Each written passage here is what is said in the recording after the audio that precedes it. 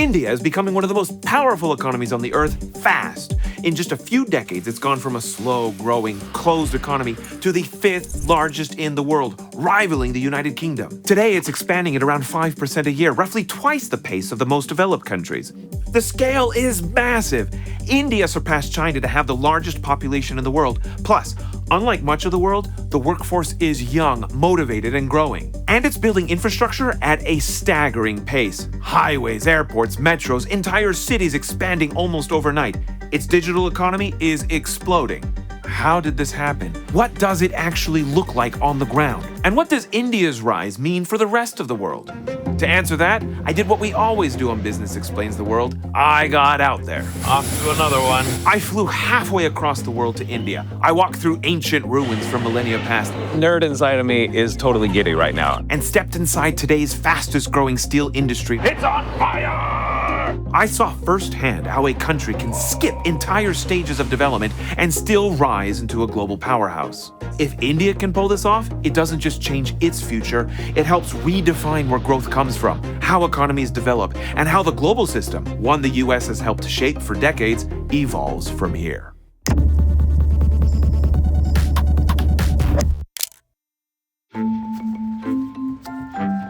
So, I don't want to take my big coat to India, so I'm going to take it off and then run through the snow really fast. Here we go. Hey everybody, I'm in India.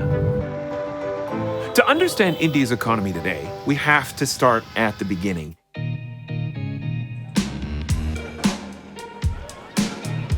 Over here, we have the Iron Pillar of Delhi. It was built during the Gupta Empire by Chandragupta II. It's 6 tons of solid iron, and it's been sitting out here for 1,600 years in the rain, in the sun, and it hasn't rusted. Isn't that wild? Nobody else in the world was building anything this cool 1,600 years ago. It felt almost like spiritual in a way, because you're connecting with all of humanity here. There, I see other people solving problems, wanting to build something beautiful, just like we are today. Like, the nerd inside of me is totally giddy right now. It's so cool. Now, we're going to have to simplify a few hundred years of history here, but long before modern industry, India was already producing advanced metal materials. And additionally, cotton textiles were trading across the world. In the late 1500s, India, under the Mughal Empire, was one of the largest economies in the world, accounting for about 24% of world GDP. But that position didn't last. In 1608, the British East India Company docked on India's shores as just another trading firm drawn to the area's goods.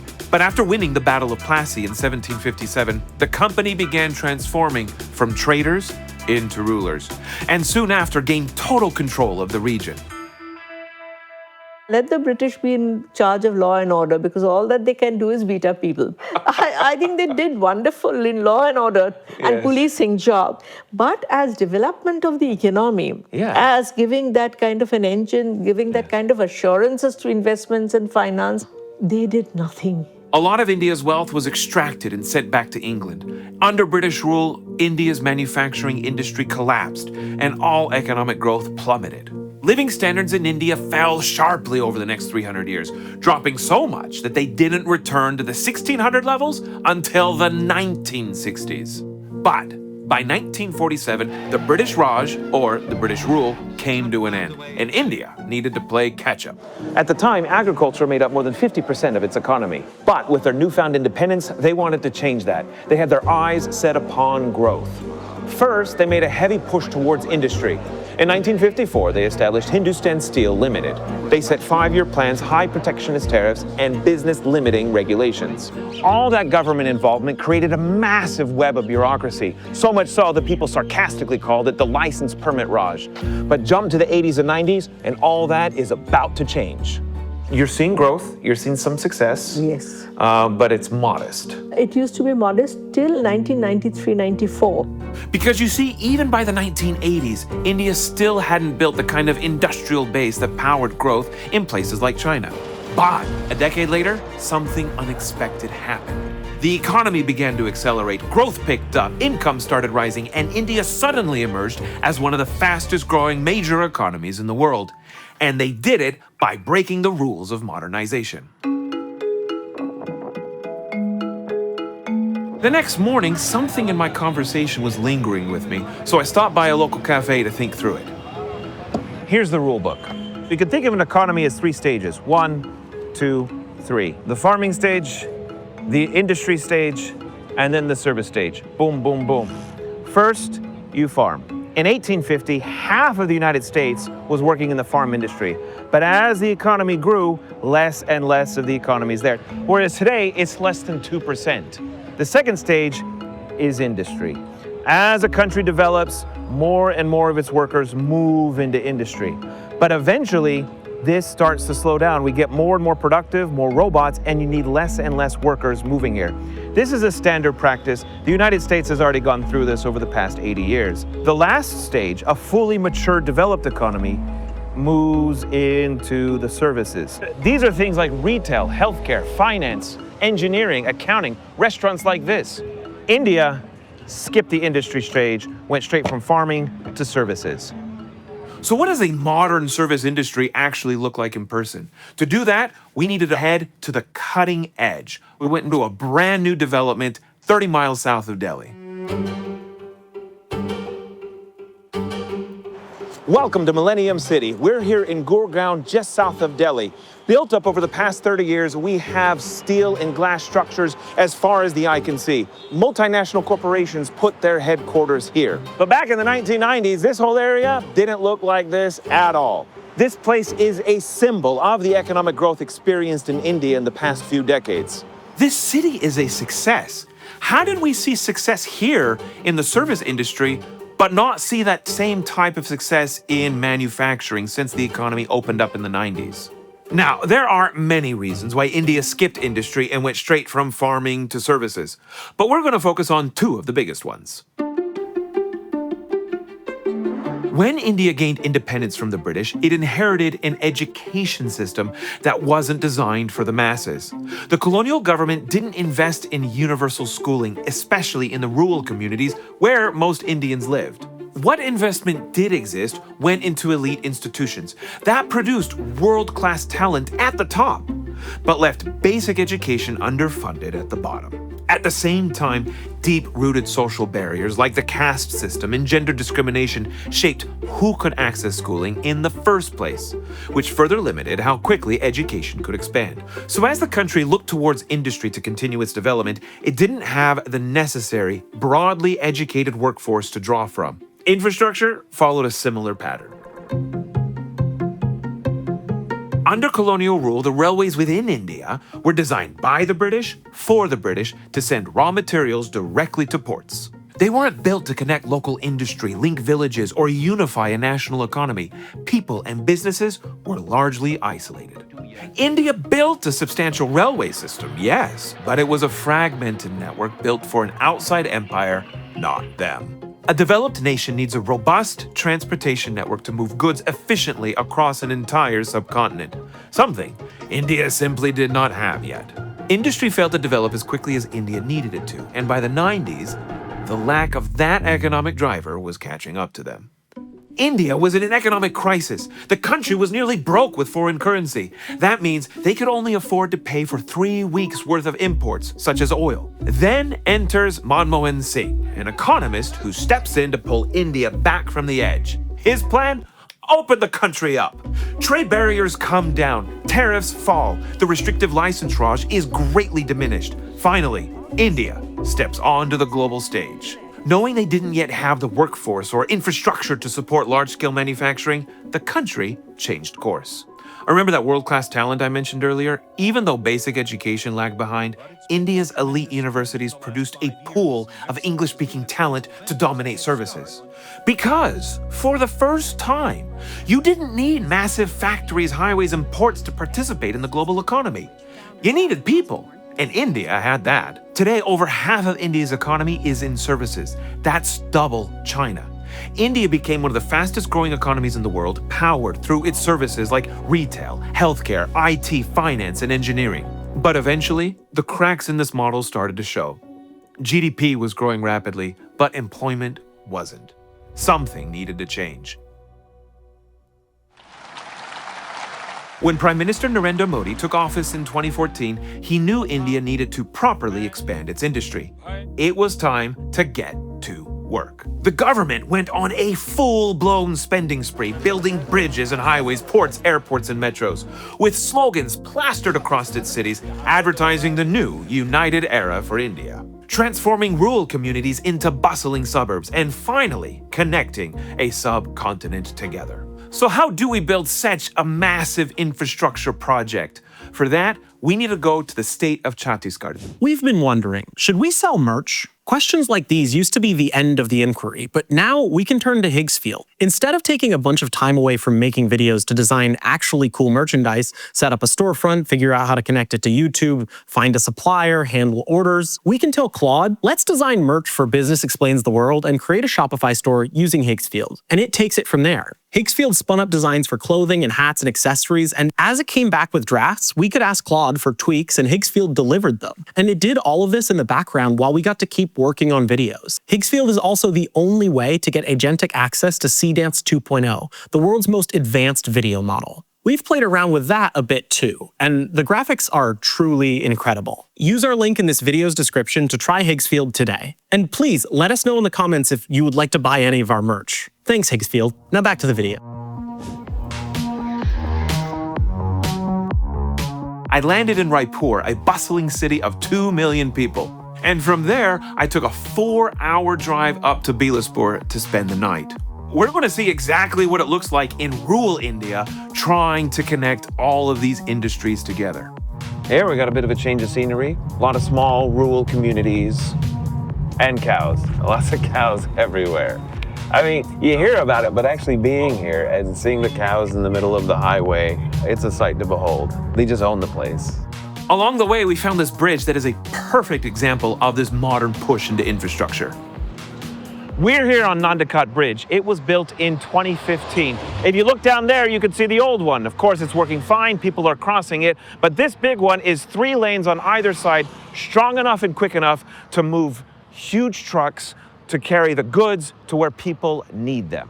This is one of thousands of infrastructure projects being built over the last decade to help create a modern industrial society. None of this infrastructure can happen without one key resource that sits at the center of it all. And the industry that makes this key resource is booming. India is the world's fastest growing steel sector, and production is expected to triple over the next 20 years. According to the IMF, by 2031, India could become the 3rd largest economy on the planet. I just flew across the world, 12 time zone, 3 days of flying to be here to tell you what the steel revolution in India looks like. This is the future of India. Come on, let's check it out.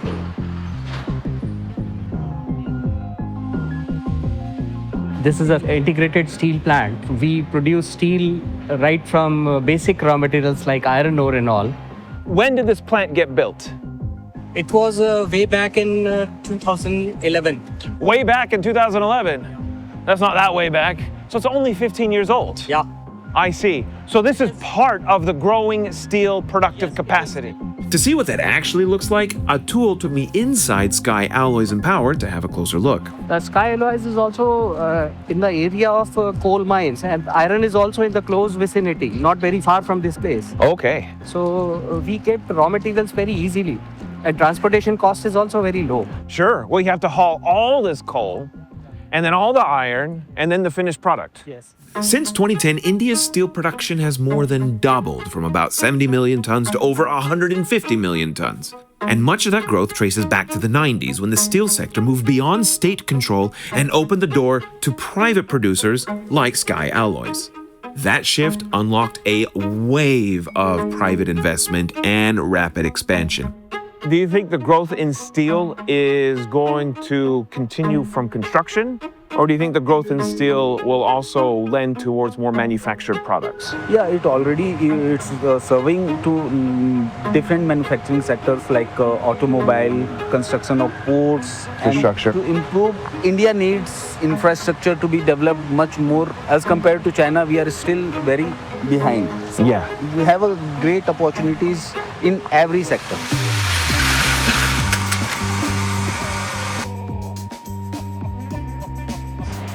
So he's measuring it, he's putting in a thermometer there to see the temperature. It's connected to a wire and you can see the thermometer over there. 1600. Oh, and they're casting it right there, so that's where it's going. That's where the molten metal's going. It's going to be cast right in there. Well, fam, you think you can make some steel now? Cook it up at home, turn the stove on. Gotta get a little hot. Not this hardworking. You're not this hardworking. We just finished our tour.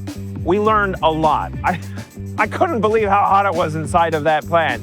This plant takes rocks and turns them into rods. And then those rods leave this plant and turn into buildings, into bridges, into construction, into the modern infrastructure that's building India. One of the biggest challenges of a developing economy always is pollution.